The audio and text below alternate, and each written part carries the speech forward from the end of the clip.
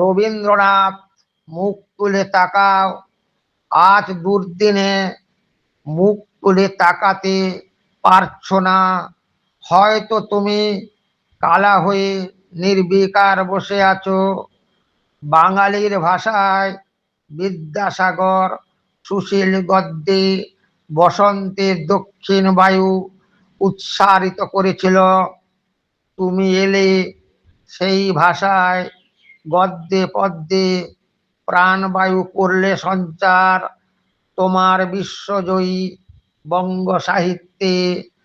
আজ সেই ভাষা পুঁতিগন্ধময় নর্দমার মুখ থেকে আগ্নেয়গিরির লাভা স্রোতের মতো নিয়ত তারস্বরে উগরে দিচ্ছে অশ্লীলতা, অশ্রাব্যতা।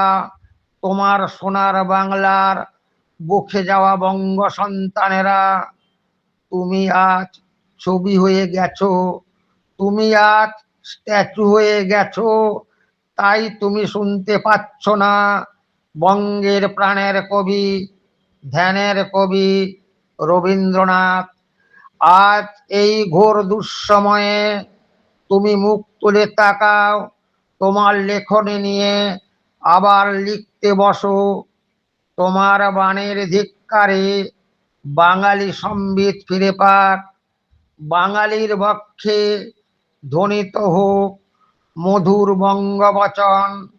বাঙালি আজ সব দিক থেকে অত্যন্ত নিঃস্ব, রিক্ত, হীন কাঙালি।